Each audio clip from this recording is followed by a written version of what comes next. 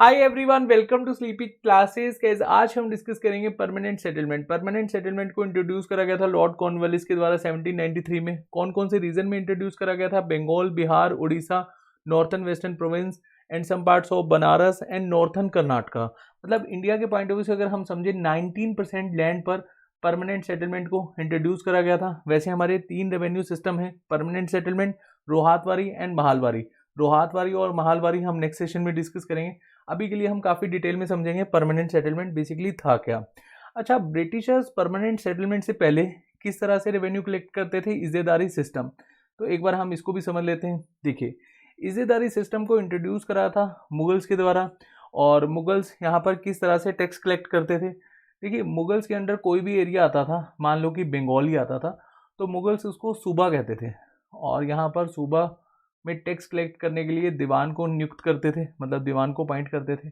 और दीवान अपने अंडर जमींदार को अपॉइंट करता था और जमींदार फार्मर से टैक्स कलेक्ट करता था। इसको ऐसे समझो, फार्मर ने टैक्स दिया जमींदार को और जमींदार ने टैक्स दिया दीवान को, और दीवान ले जाकर मुगल ट्रेजरी में जमा करा देता था।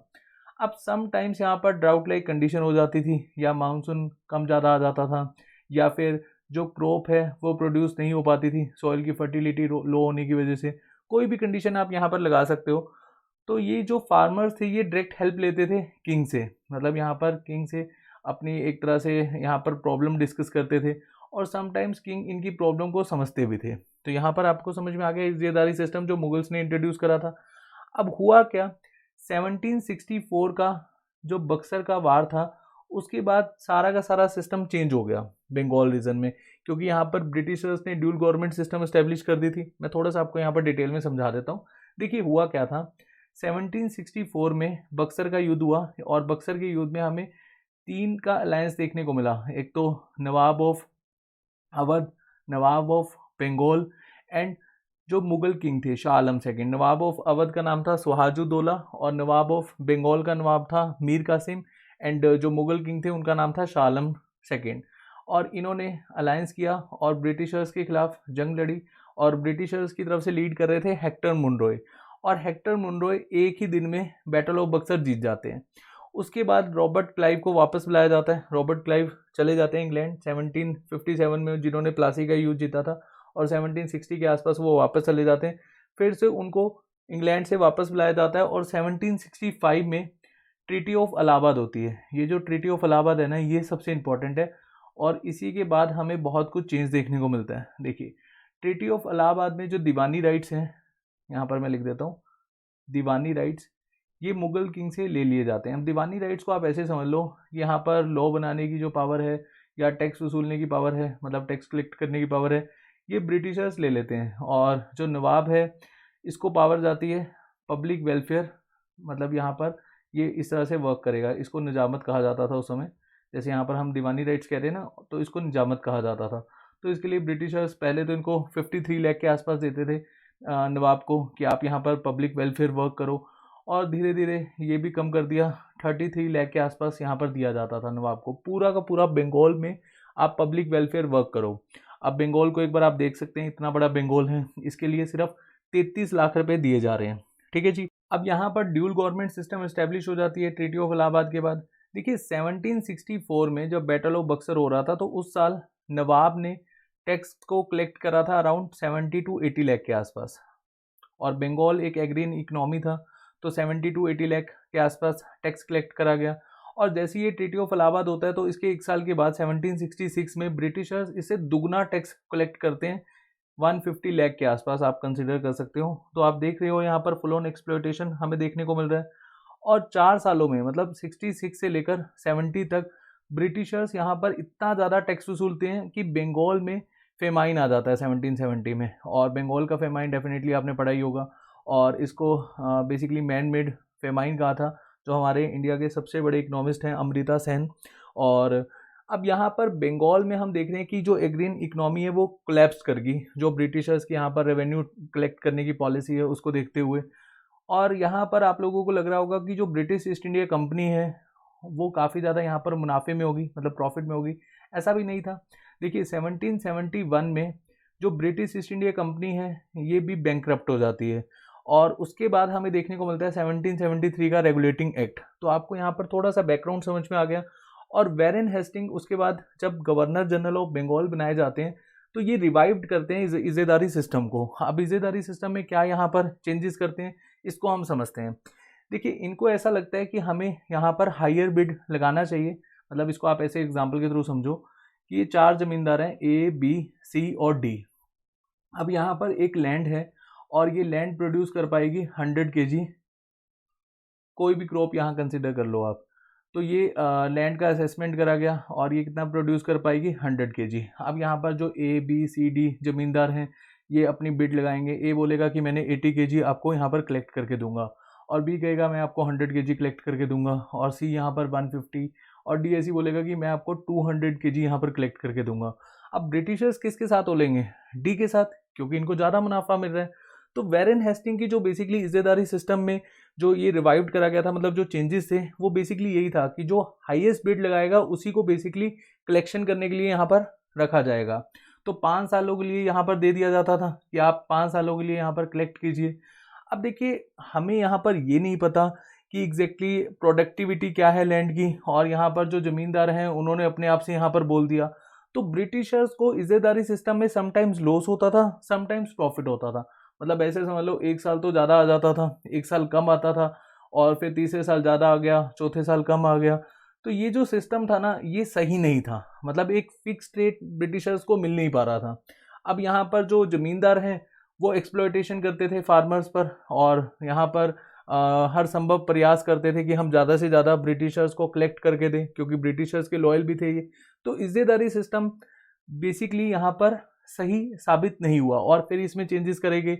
1 साल का यहाँ पर बेसिकली टेन्योर रखा गया, बट वो भी कहीं हद तक फेल ही हुआ।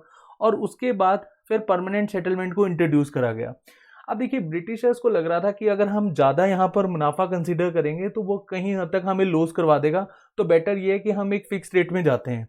हालांकि जो फिक्स रेट था वो भी काफ़ी ज़्यादा था। ठीक है, तो अभी हम समझेंगे तो आपको समझ में आ जाएगा।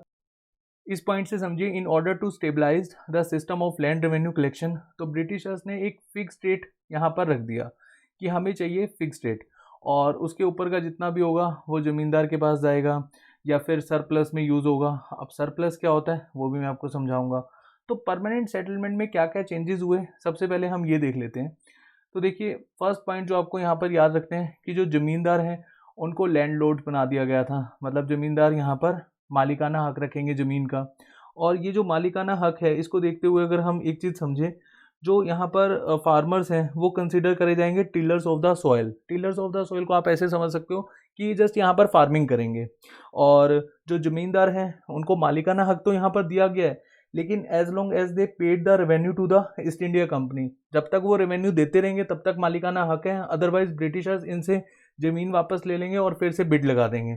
ठीक है, तो फर्स्ट पॉइंट क्लियर हो गया। सेकंड पॉइंट देखिए, the right of ownership was made hereditary. मतलब यहाँ पर ये रेवेन्यू दे रहे हैं तो कोई दिक्कत नहीं, इसको ये ट्रांसफ़र कर सकते हैं। मतलब मान लो कि ऐसे ज़मींदार है वो अपने बेटे को ट्रांसफ़र कर सकते हैं, और ये जो बेटा है ये अपने बेटे को ट्रांसफ़र कर सकता है। तो ये प्रोसेस आगे चलता रहेगा। हेरिडिटरी प्रोसेस आपको समझ में आ गया होगा। अब रेवेन्यू वाज फिक्स्ड, तो रेवेन्यू तो फिक्स कर दिया ब्रिटिशर्स ने, और ब्रिटिशर्स इसको इंक्रीज़ नहीं करेंगे। लेकिन ब्रिटिशर्स ने ये कहा कि जो रेवेन्यू है 89% ये तो हमें मिलेगा, और यहाँ पर ज़मींदार का जो शेयर है वो 11% रहेगा। इसको आप इस तरह से भी कंसिडर कर सकते हो कि 10/11 तो ब्रिटिशर्स के पास जाएगा, 1/11 ज़मींदार के पास जाएगा। या इसको एक और एग्जांपल के थ्रू समझते हैं। मान लो कि यहाँ पर 1000 रुपये कमाए, और 890 रुपीज़ तो चले गए ब्रिटिशर्स के पास, और 110 चले गए ज़मींदार के पास। ठीक है, और अगर मान लो अगले साल यहाँ पर 1200 कमाए, तो ये तो फिक्स्ड ही रहेगा 890। अब ज़मींदार का भी फिक्स रहेगा 110। जो 200 रुपीज़ है इसमें से कुछ पैसा फार्मर्स को दे दिया जाएगा, 20 रुपये 30 रुपये, वो यहाँ पर ऐसा डिसाइडेड नहीं है, और कुछ पैसा यहाँ पर सरप्लस के लिए रखा जाएगा। अब ये जो सरप्लस अमाउंट है, ये ब्रिटिशर्स चाहते थे कि जो लैंड होल्डर्स हैं, मतलब जो ज़मींदार्स हैं, वो एग्रीकल्चर लैंड पर ही इसको इन्वेस्ट करें। इससे अल्टीमेटली होगा क्या, एक तो हम इरिगेशन मतलब इम्प्रूव कर पाएंगे। मतलब अगर हम फर्टिलाइज़र यहाँ पर यूज़ कर रहे हैं तो एक टाइम ऐसा होगा कि हम क्रॉप ज़्यादा से ज़्यादा प्रोड्यूस कर पाएंगे। और ब्रिटिशर्स ये बिल्कुल भी नहीं चाहते थे कि हम एक टाइम जाकर मतलब ये जो फिक्स रेट है इसको इंक्रीज करें। ब्रिटिशर्स ये फिक्स रेट को ही बेसिकली यहाँ कंसिडर करते हुए चल रहे थे, लेकिन ब्रिटिशर्स ये भी चाहते थे कि लैंड का जो बेसिकली प्रोडक्शन रेट है वो बढ़ जाए, और अगर वो बढ़ेगा तो ब्रिटिशर्स को कोई दिक्कत नहीं आएगी। और ये सरप्लस होपफुली आपको समझ में आ गया होगा। उसके बाद देखिए यहाँ पर फिक्स डेडलाइन रखी जाती थी पेमेंट की। मान लो कि यहाँ पर एक दिन निर्धारित करा गया, तो इस दिन के सनसेट तक आपको टैक्स लाकर देना ही होगा फार्मर से, ये कहा जाता था जमींदार को। अगर ये नहीं लाकर देंगे तो इनसे ज़मीन ले ली जाती थी, और इसी वजह से सनसेट लॉ भी कहा जाता है। ठीक है जी, ये पॉइंट भी आपने याद रखना है। उसके बाद देखिए परमानेंट सेटलमेंट में कुछ चेंजेस भी करे गए थे। जो ज़मींदार हैं उनके पास पहले पुलिसिंग पावर होती थी, मतलब इनको लाठीदार्स भी कहा जाता था, कि लॉ एंड ऑर्डर मेंटेन करते थे, और साथ साथ जुडिशियल राइट्स भी थे, मतलब दरबार सजाते थे अपना। तो इनके पास जो ये राइट्स थे ये छीन लिए गए थे। और ब्रिटिशर्स ने यहाँ पर लैंड असेसमेंट तो करी थी। जैसे परमानेंट सेटलमेंट जब आया था ना, तो 2 यहाँ पर एडवाइज़र भी नियुक्त करे थे कॉर्नवालिस ने। एक का नाम था जॉन शोर, जो आगे चलकर गवर्नर जनरल बनते हैं, और एक थे जेम्स ग्रांट। मैं लिख देता हूँ, James grant and John Shore. अब ये दोनों एडवाइज़र थे। लैंड असेसमेंट तो करी गई थी परमानेंट सेटलमेंट से पहले, लेकिन आपको पता ही है ब्रिटिशर्स यहाँ पर लैंड असेसमेंट कर रहे हैं, और असेसमेंट करने के बाद भी अपना फ़ायदा ज़्यादा से ज़्यादा देखेंगे। तो क्लाइमेट का इतना कुछ उनको पता नहीं था, और इसके चलते हुए जो फार्मर्स थे वो इतना प्रोड्यूस नहीं कर पाते थे जितना ब्रिटिशर्स ने यहाँ पर एक फिक्स रेट रखा था, और इसी के चलते हुए ज़मींदार एक्सप्लॉइट करते थे फार्मर्स पर।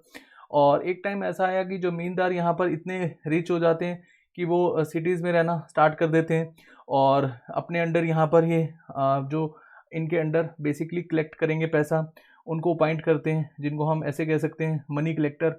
और ये मनी कलेक्टर क्या करते थे, ये फार्मर्स को और एक्सप्लॉइट करते थे, क्योंकि इनको ज़्यादा से ज़्यादा मुनाफा चाहिए था यहाँ पर। और इसके चलते हुए फार्मर्स का जो एक्सप्लॉइटेशन है वो बहुत ज़्यादा हमें देखने को मिलता था। मैं आपको एक एग्जांपल के थ्रू समझाता हूँ। मान लो कि यहाँ पर ज़मींदार ने 100 रुपीज़ फार्मर से लेने हैं, और फार्मर्स यहाँ पर प्रोड्यूस कर पाया अनाज 80 रुपीज़ का। तो ये जो 20 रुपीज़ है, इसके लिए फार्मर्स क्या करते थे, ज़मींदार से लोन लेते थे हायर इंटरेस्ट पर। और यहाँ पर जो फार्मर्स है ये इंटरेस्ट रेट ही चुकाते रह जाते थे, प्रिंसिपल अमाउंट ये बेसिकली ऐसे ही स्टैंडिंग में रहता था, और इसी के चलते हुए ज़मींदार इनको एक्सप्लॉइट करते थे। तो फार्मर्स का जो एक्सप्लॉइटेशन है वो बहुत ज़्यादा हमें देखने को मिल रहा था, तो ये पॉइंट आपको समझना होगा। और इसी के चलते हुए हमारे देश में बहुत सारे पीजेंट रिवोल्ट हुए, वो मैंने मॉडर्न हिस्ट्री में डिस्कस किए हुए हैं। अगर आप वो सेशन देखना चाहते हैं तो आप मॉडर्न हिस्ट्री की प्लेलिस्ट को एक्सेस कर सकते हैं। देखिए परमानेंट सेटलमेंट में जो इंपॉर्टेंट पॉइंट्स हैं वो मैंने आपको बता दिए। नेक्स्ट सेशन में हम महालवारी पढ़ेंगे। इसमें हमें थोड़ा सा बैकग्राउंड जानना था, तभी मैंने आपको इज़्ज़ेदारी सिस्टम बताया, और उसी के बिहाफ पर हमें समझ में आएगा कि परमानेंट सेटलमेंट में क्या क्या चेंजेस हुए, कौन कौन से पॉइंट्स हमें याद रखने हैं। तो होपफुली इस सेशन में जितने भी पॉइंट्स मैंने आपको बताए हैं वो आपको क्लियर हो गए होंगे। इन केस अगर आपका कोई डाउट है प्लीज़ कमेंट सेक्शन में पोस्ट करिएगा, और इसके बिहाफ पर जितने रिवोल्ट हुए थे, जैसे कि मैंने आपको बताया, मॉडर्न हिस्ट्री की प्लेलिस्ट में आपको वीडियो मिल जाएगा, वो आप एक्सेस कर सकते हैं। और नेक्स्ट सेशन में बहुत जल्द मिलेंगे, तब तक के लिए अपना ध्यान रखिए। Thank you so much.